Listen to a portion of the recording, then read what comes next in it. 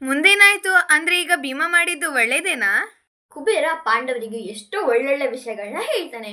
ಹಾಗೆ ಧರ್ಮರಾಜ ಧೈರ್ಯ, ದೇಶ, ಪರಾಕ್ರಮ, ಕಾಲ, ಸಮೃದ್ಧಿ ಇವು 5 ದೇಶ ಉದ್ಧಾರಕ್ಕೆ ಕಾರಣಗಳು ಅಂತ ಹೇಳಿ ನೀವು ತಿರುಗಿ ಅತಿಶಯನವರ ಆಶ್ರಮಕ್ಕೆ ಹೋಗಿ ನಮ್ಮ ಯಕ್ಷರು ನಿಮಗೆ ತಿಂಡಿ, ಊಟ, ಉಪಚಾರಗಳನ್ನ ನೋಡ್ಕೊಳ್ತಾರೆ ಅಂತ ಹೇಳ್ತಾರೆ. ಹಾಗೆ ಅರ್ಜುನ ಸ್ವರ್ಗದಲ್ಲಿ ತುಂಬಾ ಖುಷಿಯಿಂದ ಆರಾಮಾಗಿ ತುಂಬಾ ಅಸ್ತ್ರಗಳನ್ನ ಪಡೆದಿದ್ದಾನೆ, ವಿದ್ಯೆಗಳನ್ನ ಕಲಿತಿದ್ದಾನೆ ಅಂತ ಹೇಳಿ ಕುಬೇರ ಕೈಲಾಸಕ್ಕೆ ಹೋಗ್ತಾನೆ. ಇದನ್ನ ಕೇಳಿದ ಪಾಂಡವರು ತುಂಬಾ ಖುಷಿ ಪಡ್ತಾರೆ.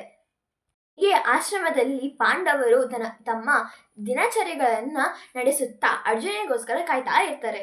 ಇಂದ್ರಭವನದಲ್ಲಿ 5 ವರ್ಷಗಳಿಂದ ದೇವತೆಗಳಿಗೆ ರಾಜನಾದಂತಹ ಇಂದ್ರನ ಹತ್ರ ಅರ್ಜುನ ಆಗ್ನೇಯ, ವರುಣ, ಸೌಮ್ಯ, ವಾಯುವ್ಯ, ವೈಷ್ಣವ, ಆಯಂದ್ರ, ಪಾಶುಪಾತ, ಬ್ರಹ್ಮ, ಪರಮೇಶ, ಯಮ, ಸೂರ್ಯ, ವಸ್ತ ಕುಬೇರನ ಹತ್ರ ಇರೋ ಎಲ್ಲ ಅಸ್ತ್ರಗಳನ್ನ ಹೊಂದಿ ಅರ್ಜುನ ತುಂಬಾ ಸಂತೋಷದಿಂದ ಇರ್ತಾನೆ. ಅರ್ಜುನನ ಧ್ಯಾನದಲ್ಲಿದ್ದ ಪಾಂಡವರಿಗೆ ಇಂದ್ರನ ರಥ ಕಾಣಿಸುತ್ತೆ. ಮಾತಲ್ಲಿ ಸಾರಥ್ಯದಲ್ಲಿರೋ ಆ ರಥನನ್ನ ಇಂದ್ರನಂತೆ ಪ್ರಕಾಶಿಸ್ತಿರೋ ಅರ್ಜುನನ ನೋಡಿ ಪಾಂಡವರು ತುಂಬಾ ಖುಷಿ ಪಡ್ತಾರೆ. ರಥದಿಂದ ಇಳಿದು ಅರ್ಜುನ ಹಿರಿಯರಿಗೆ ನಮಸ್ಕರಿಸಿ ತನ್ನ ಸಹೋದರರನ್ನ ಹಗ್ ಮಾಡ್ಕೊಳ್ತಾನೆ. ನಂತರ ಸಾರಥಿಯಾದ ಮಾತಲ್ಲಿಗೆ ಪಾಂಡವರು ತುಂಬಾ ಗೌರವದಿಂದ ಸತ್ಕರಿಸ್ತಾರೆ. ನಂತರ ಅರ್ಜುನ ತನ್ನ ಪ್ರೇಯಸಿಯಾದ ದ್ರೌಪದಿಗೆ ಆಭರಣಗಳನ್ನ ಕಾಣಿಕೆಯಾಗಿ ಕೂಡ ಕೊಡ್ತಾನೆ. ಅಬ್ಬಾ, ಫೈನಲಿ ಅರ್ಜುನ ಎಲ್ಲಾ ಅಸ್ತ್ರಗಳನ್ನ ಪಡ್ಕೊಂಡು ಬಂದ್ಬಿಟ್ಟ. ಹೌದು, ವನವಾಸ ಮುಗಕ್ಕೆ ಇನ್ನ ಎಷ್ಟು ದಿನ ಇದೆ? ಪಾಂಡವರು, ದ್ರೌಪದಿ ತುಂಬಾ ಖುಷಿಯಿಂದ ಇರ್ತಾರೆ.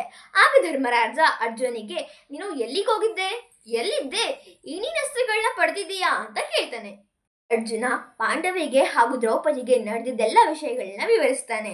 ಹೀಗೆ ಅರ್ಜುನ ಎಲ್ಲ ಅಸ್ತ್ರಗಳನ್ನ ಪಡೆದ ಮೇಲೆ ಇಂದ್ರ ಅರ್ಜುನನಿಗೆ, ಹೇ ವೀರ, ಈ 5 ವರ್ಷಗಳಲ್ಲಿ 15 ಅಸ್ತ್ರಗಳನ್ನ ಪಡೆದಿದ್ದೀಯ, ನಿನ್ನನ್ನು ಸೋಲಿಸುವವರು ಯಾರೂ ಇಲ್ಲ ಅಂತ ಹೇಳಿ ಈಗ ನೀನು ಗುರುದಕ್ಷಿಣೆ ನೀಡುವ ಸಮಯ, ನನ್ನ ಮಾತನ್ನು ನೆರವೇರಿಸ್ತೀಯಾ ಅಂತ ಹೇಳ್ತಾನೆ.